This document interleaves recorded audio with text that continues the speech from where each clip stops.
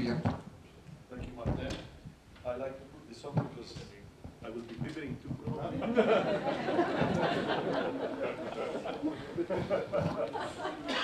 They look strange on my head, but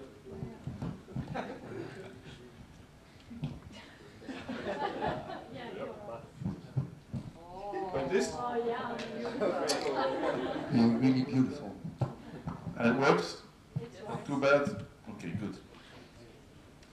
As you can see, I'm responsible for sales or for selling services in the mid-market segment, which is like a little bit of a contradiction within IBM, big organization of global services, but maybe we'll come back to that after the sessions during the drink, because it's a long topic, and I'm sure more people in the audience can talk about that. But today I'm not going to represent GTS here, because the story I'm going to tell is more like a cross-brand. And this is sounding awful, no? It's more like a cross-brand opportunity. It's a solution, so it includes hardware, software, and services. In some cases packaged, otherwise probably you can sell them separately as single offerings, so you can complement them to your offerings, so everything's possible. Now, cloud computing, what is it? There's a lot of people talking about cloud computing. You cannot open a magazine, you cannot open a newsletter, you cannot talk to IBMers or to IT people without the word of cloud being mentioned. Cloud, is it new? I don't think it's new, and you will see my first bullet. Back in 1965, it should already have existed. I was 3 years old then, but I'm sure cloud computing already existed because I found this. Doesn't work? Right?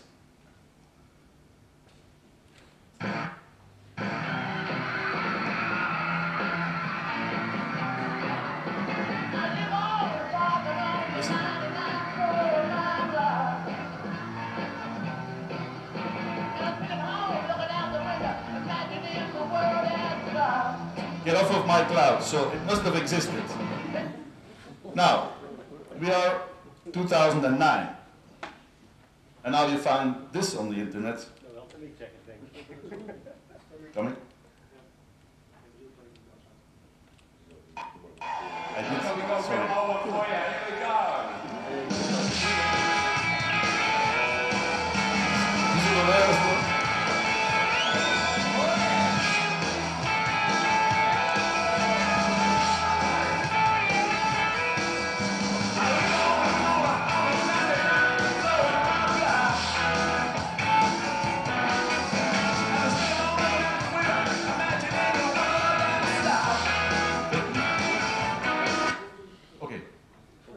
Sure, you see the difference.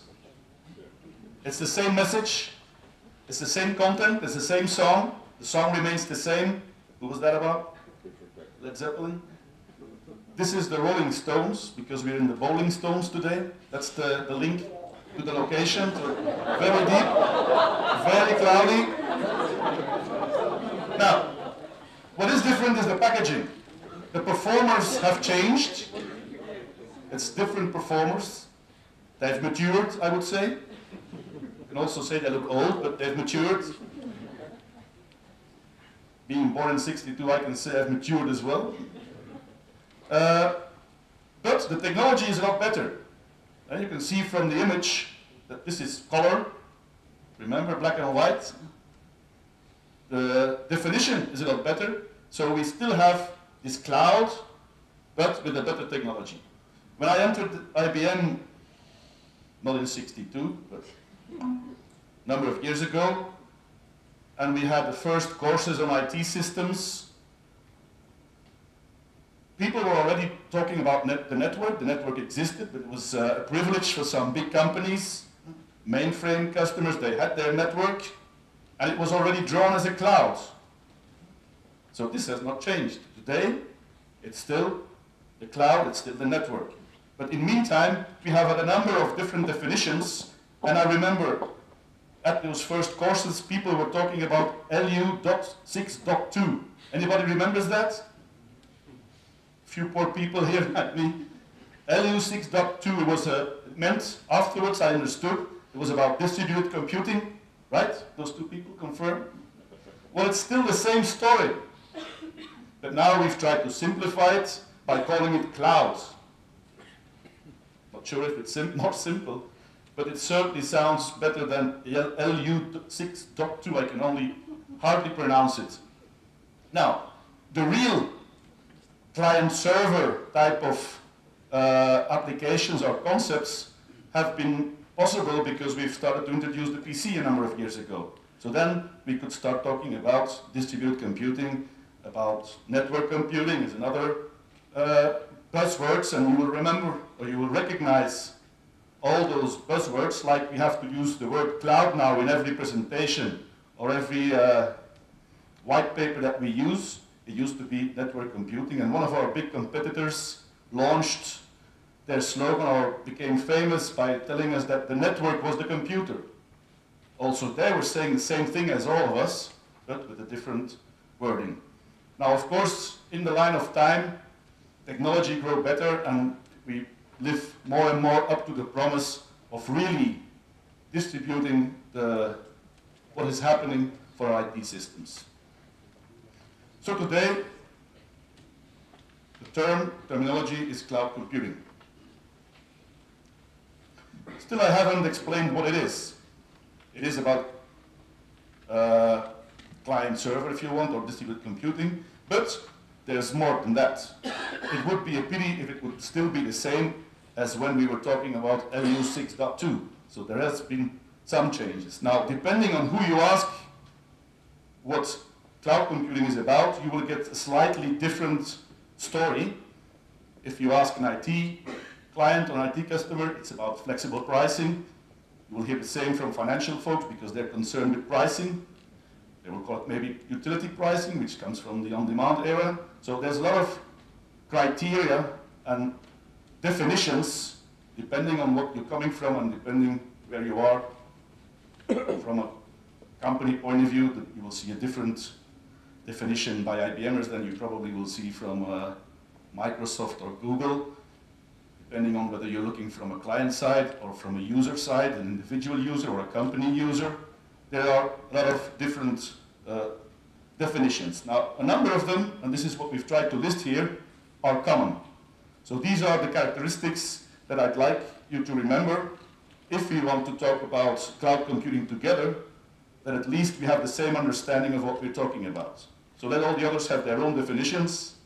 I'm sure they're as good as ours, but if we want to understand each other, let's discuss about these clouds that have rapid provisioning, elastic or flexible scaling, and I'm sure you all know better what this is all about than I do.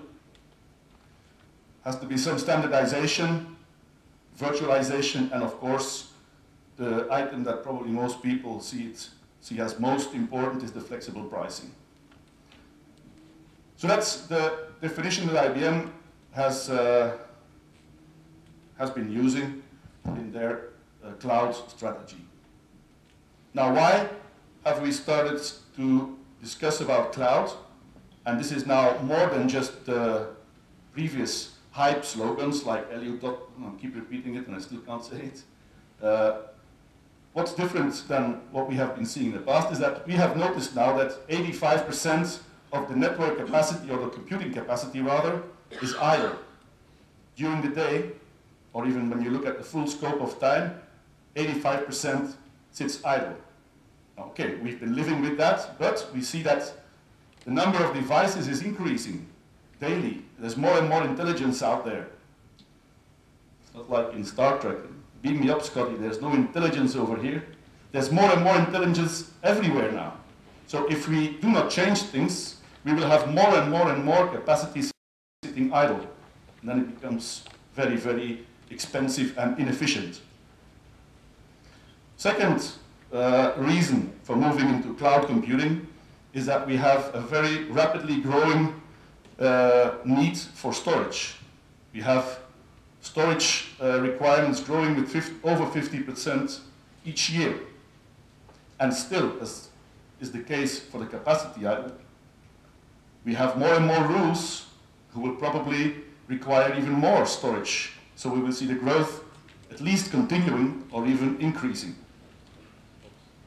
And then last but not least, and this is a figure that struck me as well, we spend about 70% of our IT budgets on maintenance, on maintaining what we have in place. So this is certainly was new to me, but if it is a reality, I think we should change it. We should try to spend more and more on new stuff. So all these are good reasons to say, okay, something has to change. We have to start thinking differently about the way that we deliver IT capacity. And one of the definitions that I haven't used up to now is the fact that cloud computing is nothing, it's not a product, it's not an offering. You will see offerings like Cloudburst, but it's more, it's an alternate delivery method. It's a new way of providing the service to your users, to your customers, to companies, to internal or external, and I'll come to that when we go a little bit more in the details. Cloud comes with different flavors.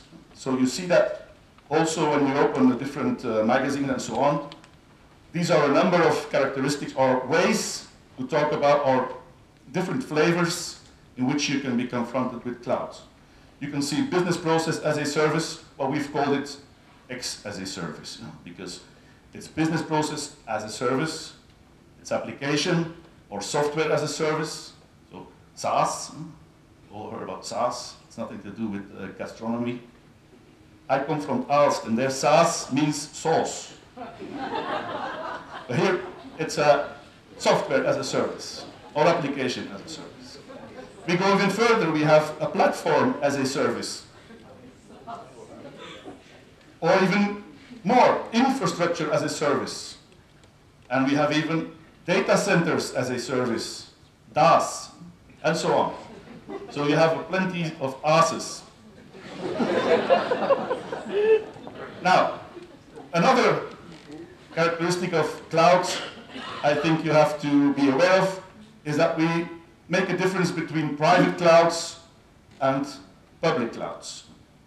Still, even there's a lot of confusion on what is a private and a public cloud, but I'd like to make use of this simple chart. This is what we have been doing up to now. Traditional enterprise, you have your IT infrastructure, you service it.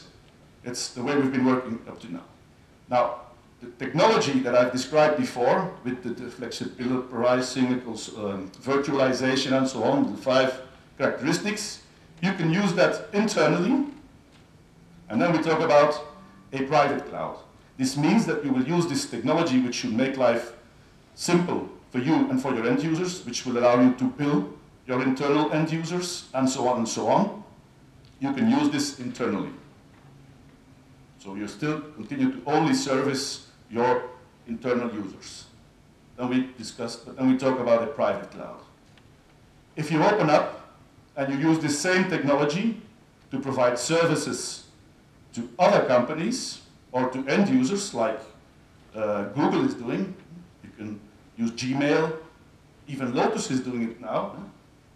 You have Lotus Live. There you provide the service to people who just log on to your systems. Then you enter into the public clouds. We see more and more offerings, and IBM has an offering, and I do have to talk a little bit about GTS offerings, because I do have that hat on, and for Joost, because he's in the audience. We have now information protection services, remote data protection. So online data backup, to use another word. But this is typically a public cloud offering, because you can back up all your server, or even your desktop, your portable, over the web. And you define yourself what type of service you need. You want it done daily or every other month, or how long do you want the data to be stored, and so on and so on. It's a disaster recovery in the cloud. ISS, I have to mention ISS as well. We have managed services where you can provide all security that you need for your company over the web. So you just send all your traffic through an IBM SOC, Service Operating Center. Am I right? The SOC is something different where I come from, but in IBM, the SOC is a service operating center. So they analyze your data and they send it back to you. So also a public cloud application.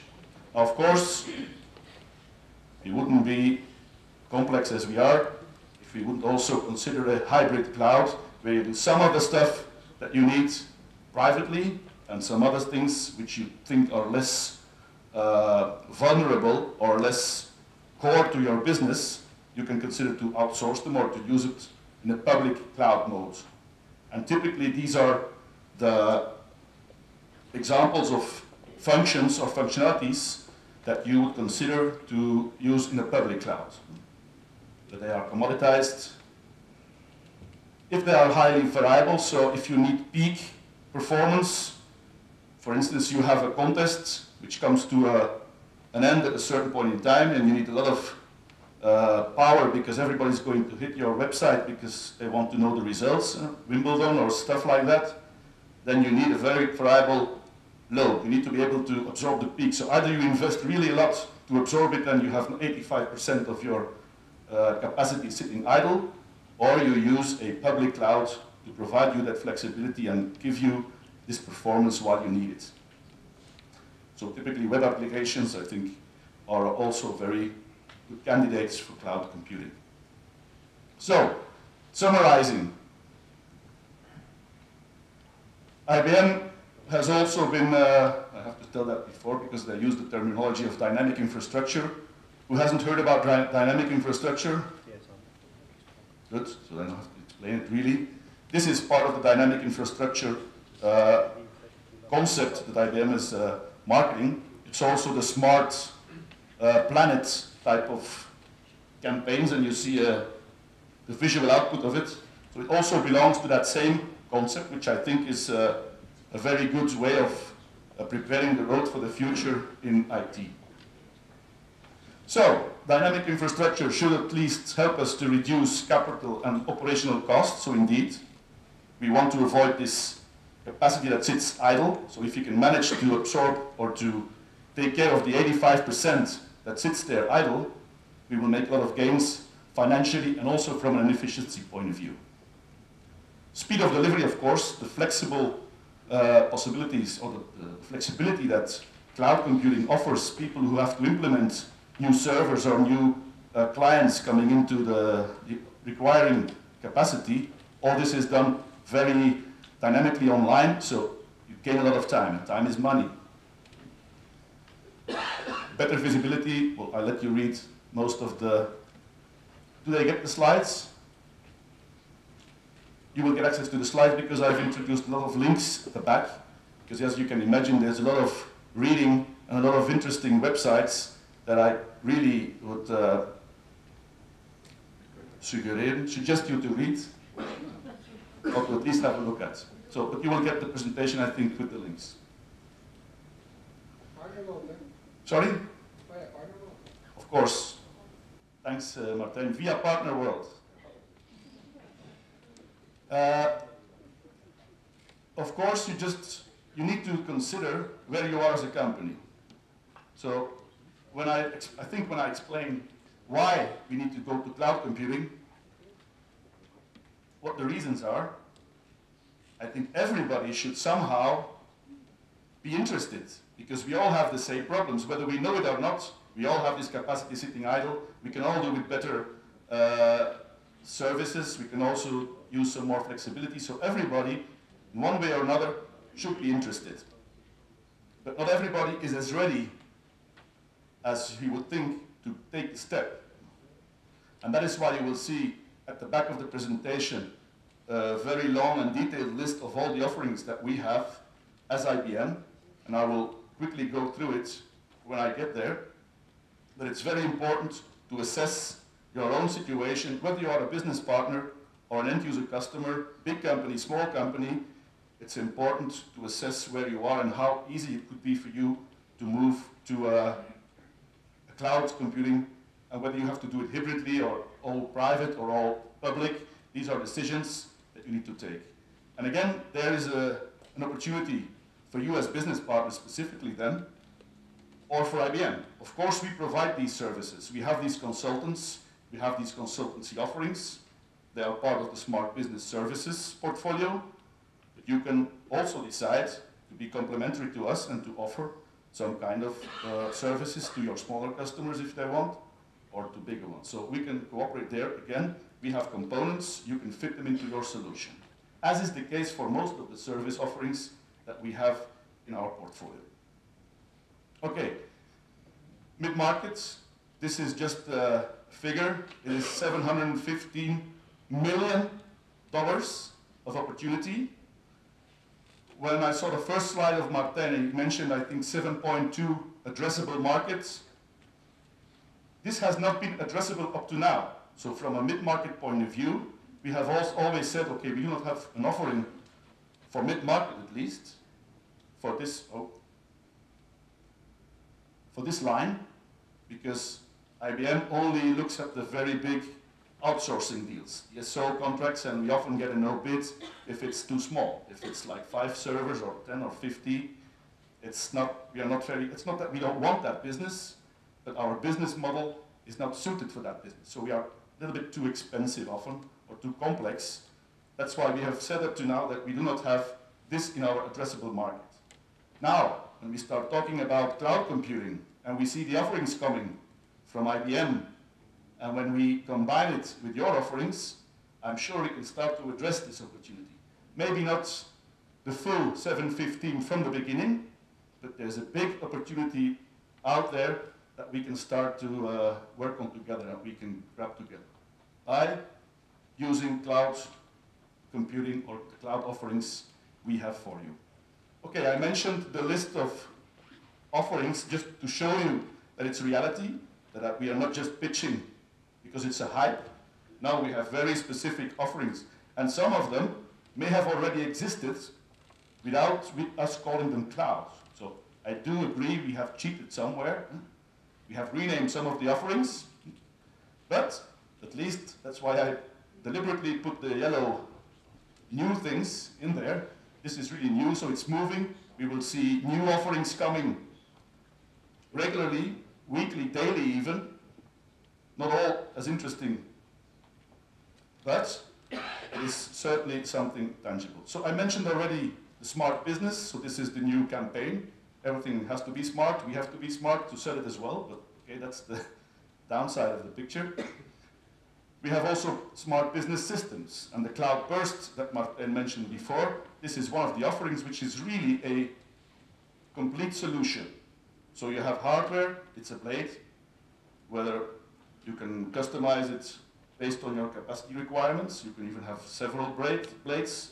If you want a big cloud, you have the big sky with big clouds.